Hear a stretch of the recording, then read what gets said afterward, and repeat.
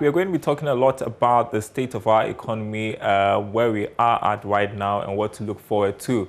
Beginning with the Bank of Ghana, which believes the economy is on a rebound consistent with this recent available data. According to the governor of the central bank, Dr. Addison, there is evidence of some green shoots in economic activity gleaned from surveys on consumer confidence, which has bounced back to pre-lockdown levels. At the same time, business confidence is also improved, although the index remains below pre-lockdown levels. He disclosed this at the University of Ghana alumni lecture. First half of 2020 showed that the global economy experienced a sharp contraction due to restrictions imposed to contain the spread of the COVID-19 pandemic. However, survey data into the third quarter of the year points to signs of recovery, driven by the easing of restrictions and the decisive monetary and fiscal policy support. The recovery is expected to be gradual and uneven in view of the cautious behavior of both households and firms. Also, the COVID-19 containment measures vary across countries, and the recoveries will reflect these variations. Despite these early encouraging signs of recovery, the outlook for the global economy remains highly uncertain, with COVID-19 infections continuing to increase as countries ease restrictions, sparking fears of a second and even third wave of infections, requiring reimposition of restrictions and leading to further slowdown in the world economy. The recent resurgence of the pandemic in the United States and parts of Europe lends credence to the uncertain path of the pandemic in the near term. Also, events related to the spread of the COVID-19 pandemic are still evolving, and there is considerable uncertainty about the duration of the spread and how quickly countries will recover. The IMF forecasts that global growth will contract by 4.4% in 2020. If this materializes, the COVID-19 pandemic may possibly become one of the most economically costly pandemics in recent history. This notwithstanding, the recent announcement of coronavirus vaccines with more than 90% efficacy and the subsequent approval to administer these vaccines in the United Kingdom and other advanced economies has fueled optimism and restored some hope about a return to normalcy in the near term. Meanwhile, Governor of the Central Bank, Dr. Addison, is calling for tough decisions to be taken to reorganize public finances and expenditure priorities whilst exploring more sustainable revenue sources to improve the fiscal economy. Public debt levels have risen following the necessary fiscal expansion in the short term to contain the impact of the pandemic. Hence, there is a need to design a plan to bring down the debt to sustainable levels, to contain risks posed to future financing of the budget, the exchange rate stability, and financial stability. This framework should include a clear priority towards expenditure rationalization and efficiency, as well as improving revenue collection capacity.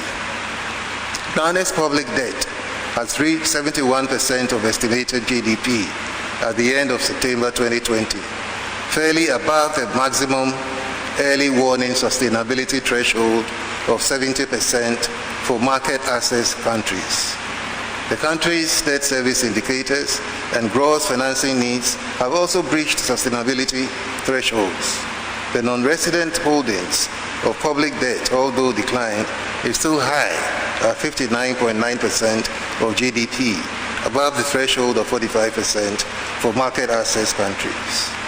Public gross financing needs are also above the 10% market access country threshold on the back of increased fiscal obligations, suggesting constrained fiscal space for growth spending.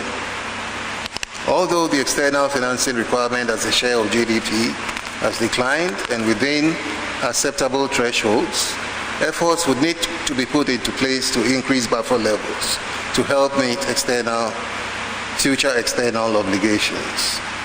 In ensuring financial stability, the financial sector will require constant regulatory and policy attention to identify and mitigate emerging risks. By and large, the economic impact of the pandemic may result in a higher non-performing loans and some capital erosion of banks. Hence, the bank is putting greater focus on identifying the early warning signals and initiating prompt corrective actions. The symptoms of a weaker bank are usually poor asset quality, the lack of profitability, the loss of capital, excessive leverage, excessive risk exposure, and poor governance conduct, as well as liquidity concerns. In this respect, the Bank of Ghana will continue to strengthen all the regulatory measures implemented over the last 3.5 years to maintain confidence and safeguard financial stability. Well, we'll still stay with the University of Ghana alumni lecture because the Vice-Chancellor, Professor Ebenezer Odro-Wusu, has commended government for effectively managing the economy. According to him, the prudent management of the economy, despite the ravages caused by the COVID-19 pandemic, is highly commendable. Government's prudent management of the pandemic and its effects on the citizenry is highly commendable. This is evident in the low infection and death rate and high recovery rates. The director of Noguchi is here. If I give him a chance, I think he can lecture us the whole day on this.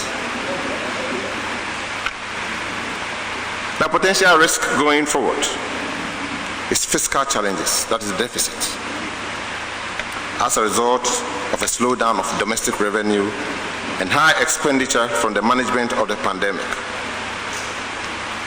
And undoubtedly, this is likely to translate into rising debt stock.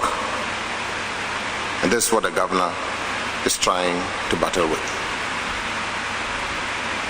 Prudent fiscal management on the part of government here is extremely crucial, particularly in the year 2021, to forestall any dangerous economic slippages that could erode all the economic gains made so far as a nation. And I think he made it clear that all the economic gains for the past 3 years have been eroded.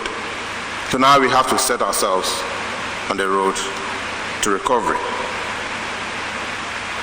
So in all, individuals, households, and businesses must learn from the pandemic and know that withholding unproductive consumption expenditure in favor of a future in the form of savings is the best insurance against such unforeseen circumstances.